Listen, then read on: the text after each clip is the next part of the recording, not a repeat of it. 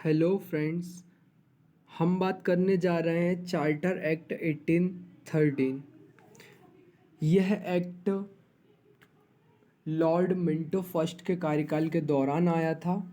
इस एक्ट की बात करें तो यह चार्टर एक्ट की सीरीज़ में चौथा चार्टर है। ठीक है। इसमें पहला रेगुलेटिंग एक्ट, जिसे कभी चार्टर एक्ट भी बोल दिया जाता है, लेकिन वास्तविक चार्टर एक्ट 1786 से शुरू हुए थे।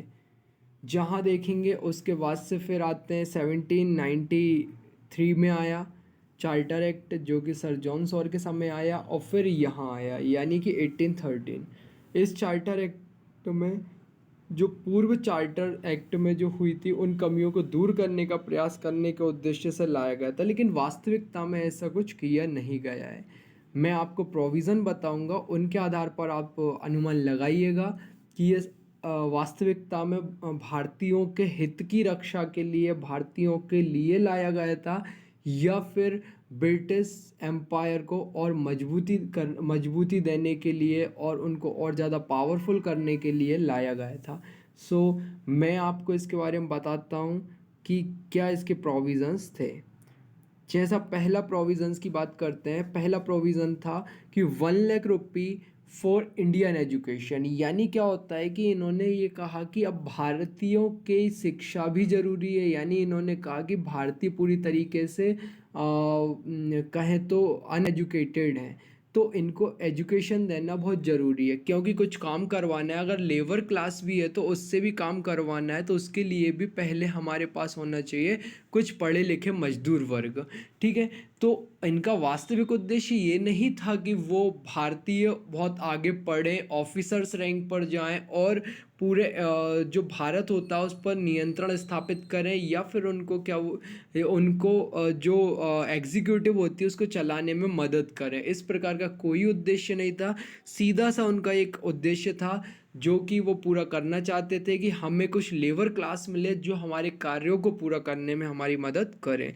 अब आप खुद से सोच के देख सकते हैं कि 1 लाख रुपी, जहाँ पे 5 लाख रुपी जो थे वो ब्रिटिश पार्लियामेंट के लिए भेज रहे थे ईस्ट इंडिया कंपनी वाले 20 साल पहले।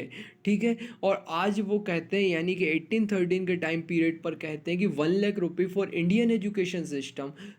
आप कहाँ से ये अच्छा पॉइंट है, कहाँ से अच्छी बात है? इतनी बड़ी पॉपुलेशन में 1 लाख रुपए कहाँ मायने रखेगा? इतनी बड़ी पॉपुलेशन, क्योंकि उस समय भी, आज भी हमारे यहाँ पॉपुलेशन 140 करोड़ के अप्रॉक्सीमेट पहुँच चुकी है।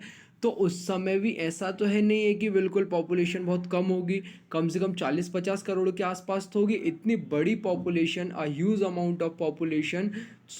हम इतने कम पैसे में क्या होता, मतलब 1 लाख रुपए में कुछ नहीं हो सकता था, जहाँ तक मैं समझ सकता हूँ। दूसरा इन्होंने एक प्रोविज़न दिया कि अब जो ईस्ट इंडिया कंपनी है वो उसकी मोनोपोली समाप्त हो जाएगी, यानी कि जो monopoly of East India Company is no more, यानी हो अब ख़त्म मोनोपोली। बस इन्होंने दो चीज़ छोड़ दी कि जो चाइना में जो ट्रेड चल रहा था आपका, उसको आप कंटिन्यू रख सकते हैं, और as well as you can continue your tea business also. ठीक है। तो ये भी इन्होंने प्रावधान किया कि चाय और चाइना को छोड़कर आप ये बाकी सब हम आपसे एक्वायर कर रहे हैं, मतलब मोनोपोली आपकी समाप्त हो चुकी है। इसके साथ ही इन्होंने कहा कि जो क्रिश्चियन मिशनरीज होते हैं वो भारत आ सकते हैं और भारत में आके अपना प्रचार प्रसार कर सकते हैं। ये इस प्रकार के इनको अधिकार दिए गए हैं जो कि पहले नहीं थे।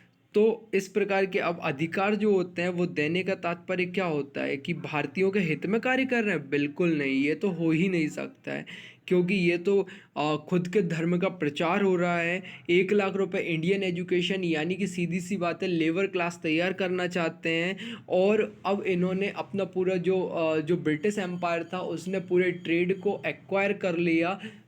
इसको हम कहीं से नहीं कह सकते हैं कि ये भारतीयों के हित में किसी प्रकार से था। तो ये था हमारा 1813 चार्टर एक्ट, जो कि लॉर्ड मिंटो के समय पर आया था। आपको अगर ये सेशन अच्छा लगा हो तो आप इस पर कुछ कमेंट करिए, शेयर करिए, लाइक एंड प्लीज़ सब्सक्राइब करिए। Thank you for watching.